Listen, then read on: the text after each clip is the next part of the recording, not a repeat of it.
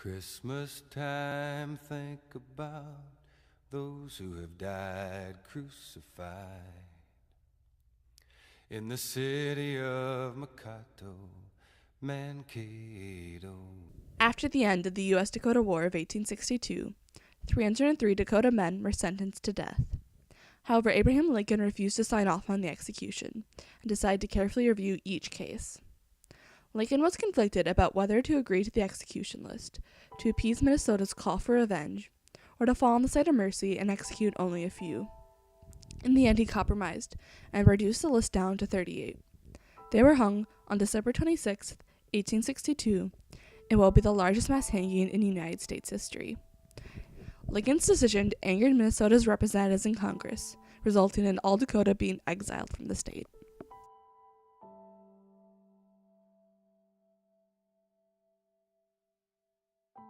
In 1851, through pressure and coercion from the government, the Dakota sold 21 million acres of land in the Treaty of Traverse des Sioux. In exchange, the Dakota would receive $1.6 million, around 7.5 cents per acre. However, the government only paid the interest the money accumulated, resulting in less than 20% of the original amount reaching the Dakota. The Dakota were prohibited from hunting outside of their two 10-square-mile reservations, and in 1862 were experiencing poor crop yields and food shortages. Many traders cut off credit with the Dakota, and Indian agent Thomas Galbraith refused to distribute food. As a result, hunger became widespread, and tension grew between the U.S. and the Dakota. On August 18, 1862, the Dakota went to war against the state of Minnesota. The U.S.-Dakota War lasted 6 weeks from August 18th to September 26th. During that time, an estimated 600 U.S. citizens were killed, and around 80 Dakota warriors died. Of the 600 U.S. citizens, around 120 were soldiers or armed civilians, and the remaining were unarmed civilians, around 30% of which were under the age of 10. The war demolished the town of New Ulm, located along the southern side of the Dakota Territory, and the majority of the settlers living there fled to avoid the violence. Following their surrender, the Dakota men accused of participating in the war were put on trial.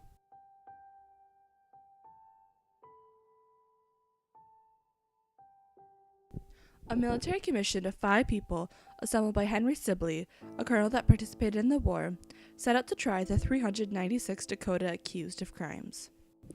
The trials were dealt with swiftly, without care for accuracy or precision. On average, the defendants were tried with no more than 107 words spoken for or against them. 8 defendants were sentenced to death having spoken fewer than 10 words, with no witness testimony.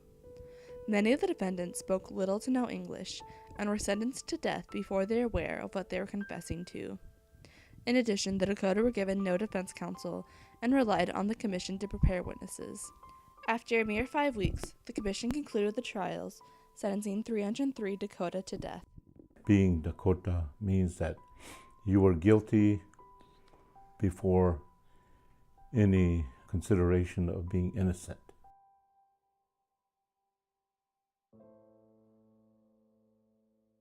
The list of 303 men were telegraphed to President Lincoln by General John Pope on November 5, 1862. Despite the wishes of Sibley and Pope, Lincoln did not immediately sign off on the execution. Instead, he requested for the complete report of the convictions to determine who were the most guilty. He did not agree with killing 300 men and originally decided to only execute those who were convicted of rape. However, after reviewing the proceedings, only 2 men were convicted of rape. He knew very well that the people of Minnesota would not be satisfied with the death of 2. The settlers in Minnesota, angry and fearful, were out for blood. Newspapers from across the state published articles calling for the execution of all those who were involved in the war.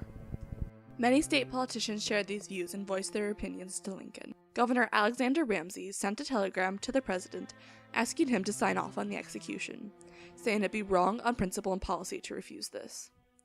He went further to say that he was concerned about the people of Minnesota turning violent and forming a lynch mob.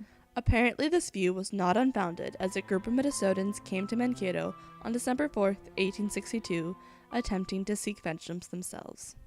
The guards watching the prisoners were able to stop them before their plans took effect. However, these weren't the only opinions presented to the president. Minnesota's first Episcopal Bishop, Henry Whipple, having seen the conditions on the reservations, became an advocate for the Dakota. Since before the war, Whipple had been corresponding with both local politicians and the president himself, asking for reforms for how the government treated the Dakota and other Minnesotan tribes. Following the wars and the trials, he traveled to Washington to urge the president to have mercy on the convicted. He argued it was mistreatment by the government that caused the uprising, and because of this, only the leaders of the war should be killed. With many people weighing into the argument, Lincoln decided to take a middle ground, seeing he could not afford to hang men for votes. He reduced the original number of 303, but expanded the list beyond just the leaders. On December 6, 1862, Lincoln published his final list of 39 individuals who participated in the civilian massacre, one of whom was pardoned just before the execution. The day following Christmas, 4,000 spectators arrived in Mankato, Minnesota, to witness the largest mass hanging in the history of the United States. The 38 men were brought up to the scaffold, singing and holding hands. At 10 a.m., the rope was cut, and the men were left for 30 minutes before being cut down and buried in a mass grave. By morning, less than half of the bodies remained, the others dug up to be used as medical cadavers. Their reaction to Lincoln's decision to spare 265 of the 303 men was instantaneous. Senator Morton Wilkinson and Representatives William Windom, who had previously sent a letter to Lincoln discouraging him from showing mercy, proposed bills in the U.S. Senate and House to exile the Dakota 10 days after Lincoln's decision was announced. By March of 1863, the legislation passed, exiling virtually all Dakota from Minnesota, as well as nullifying all remaining treaties.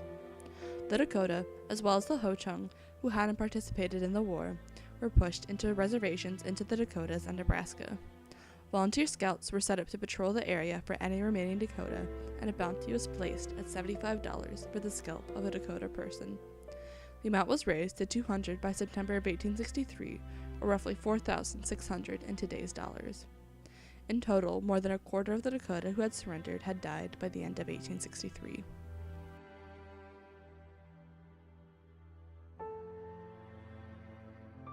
To this day, the order to exile Dakota remains as a law, and no Dakota reservations remain in Minnesota, only small communities scattered throughout the southern half of the state. The events of 1862 still have an impact on the Dakota today. Several studies have shown a correlation between historical losses in Native communities like the Dakota and mental and physical effects today, such as high rates of depression, alcoholism, and suicide. Still, they have made efforts to heal the traumas of their past. Every year since 2005, people ride on horseback 330 miles to the site where the 38 were hung, now called Reconciliation Park. For years, the U.S.-Dakota War and the events of 1862 were treated as Minnesota's dark secret, and the Native American perspective was absent in teaching Minnesota's history. But there's a lot of adults walking around today who have no idea what happened and no idea of this particular chapter in history at all. However, in recent years, Minnesota has made efforts to include Native American history in our schools. The Minnesota statute outlining academic standards states that the commissioner must include the contributions of Minnesota's American Indian tribes whenever the standards are revised. In addition, in 2011, a 6th grade standard was added requiring teachers to teach the U.S.-Dakota War.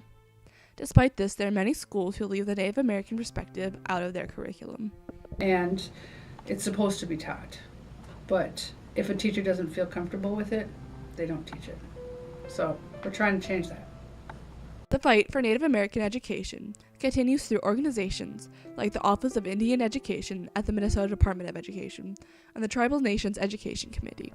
If we don't know our own history, we don't want to repeat it, and it's not going to change until the history is known.